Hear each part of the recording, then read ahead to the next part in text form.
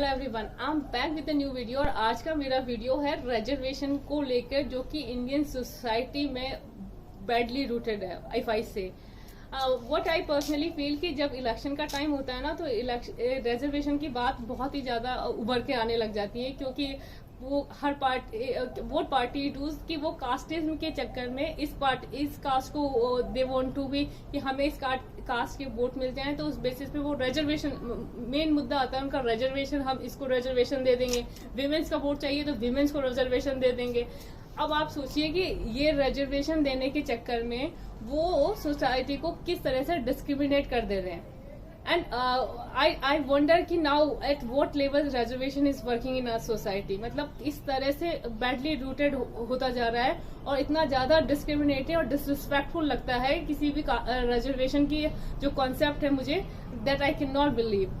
आप ये सोचिए कि जो रिजर्वेशन की यदि हम पर्सनली बात करें ना, तो रिजर्वेशन का कॉन्सेप्ट आया था 1882 में। दैट टू ज्योतिबा फूले और विलियम हंटर ने उस समय की सिचुएशन को देखकर ये कॉन्सेप्ट लेकर आए थे कि हमारी सोसाइटी में उस समय कास्ट सिस्टम थोड़ा it was very much in everyone's mind कि ये छोटी जात है। और ये तो उस समय हम लोग इंडियंस की मेंटेलिटी की बात करें तो वो छोटी जात वाले लोगों को उस लेवल पे ले जाना नहीं चाहते थे, या उनसे उस तरह से बिहेव नहीं करते थे। काफी चीजें बहुत ही नेगेटिव थी। तो उस समय उन लोगों ने ये कॉन्सेप्ट लेके आया कि इन छोटे लोगों को भी उस लेवल पर लेके जाए, सो दैट दे सोसाइटी एक इक्वलाइज वे में इस्टेब्लिश हो। उनका ये कॉन्सेप्ट था। फिर उसके बाद 1933 में हमने ये कम्युनल अवार्ड के टाइम पे हमने कह दिया कि रिजर्वेशन दिया जाएगा एससी और एसटी कास्ट को। तो उस समय हमने ये कहा था कि 15% और 7.5% के रेशो से इन लोगों को रिजर्वेशन सोसाइटी में दे दिया जाएगा। That was okay.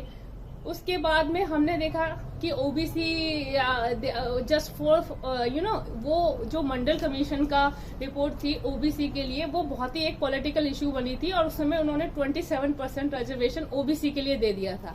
So overall percentage reservation जो हो गया था सोसाइटी में, दैट वाज 49% रिजर्वेशन।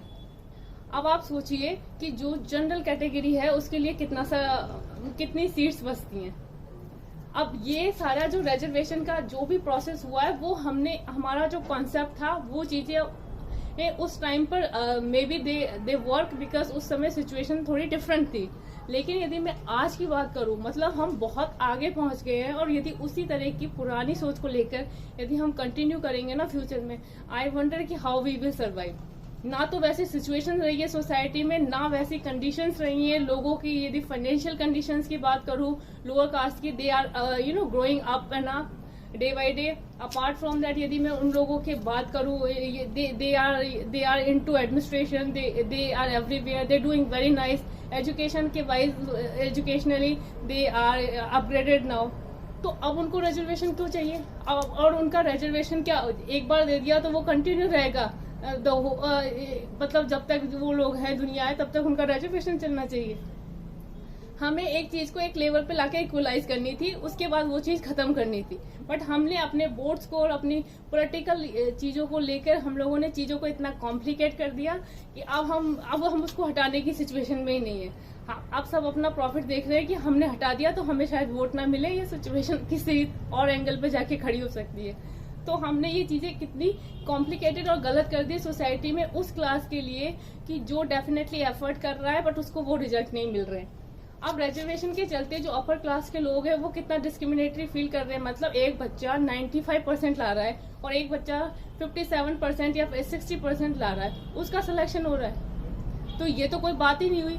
भगवान ने, मुझे ये समझ नहीं आया था कि इस तरह का रिजर्वेशन ही क्यों दिया गया।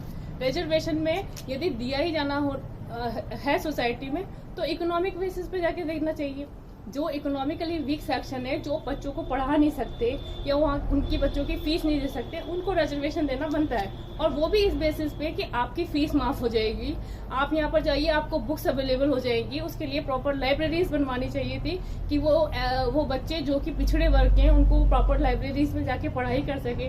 There was lot of options to do, but किसी भी तरह का कोई ऑप्शन नहीं करा गया, just for the vote bank. Vote bank के चलते उन्होंने सारी चीजों को पीछे रखा। बस हमें तो कम्युनिटी से वोट मिलने चाहिए, लोगों को डिवाइड करो और वोट लो। मतलब जो काम अंग्रेज लोग कर रहे थे करके गए हमारे इंडिया पे इतने साल राज करने के लिए, वही काम आज हमारे पॉलिटिशियंस कर रहे हैं कि एक हिंदू कम्युनिटी को भी इतने पार्ट्स में डिवाइड करके, और वो रिजर्वेशन के बेसिस पे। सबसे बेस्ट मुद्दा है रिजर्वेशन वाला। अब आप सोचिए कि हम किस लेवल पे जाके चीजें कर रहे हैं, मतलब हम किस तरह से सोसाइटी को डिवाइड कर रहे हैं रिजर्वेशन के नाम। फाइनेंशियली रिजर्वेशन दो, उनको बुक्स दो, उनकी फीस माफ करो, या उनकी फीस में कितना भी रिबेट कर सकती हो वो करो। आप इस तरह से रिजर्वेशन क्या है, वो 50% लाके वो सेलेक्ट कर पा रहा है और वो 90% लाके भी नहीं कर पा रहा है। ये कौन सा क्राइटेरिया हुआ? Everyone has 1400 CC brain, right? ये तो है नहीं कि ब्राह्मण या अपर कास्ट हैं या जो भी राजपूत हैं या जो भी अपर कास्ट जिनको रिजर्वेशन नहीं मिल रहा है, उनके पास ब्रेन कुछ ज्यादा है, उतना ही उनके पास भी है जितना लोअर कास्ट के पास है। एजुकेशन दिलाओ, उनको भी उतना ही उसी लेवल पर अपग्रेड करो, उसके बाद सबको बराबर लेवल पे जाके एग्जाम दिलवाओ। सिंपल सी बात है। तो अब हम यहाँ पर किस तरह का डिस्क्रिमिनेट कर रहे हैं सोसाइटी में, कितने गलत और घटिया लेवल पे जाके चीजें हो रही हैं।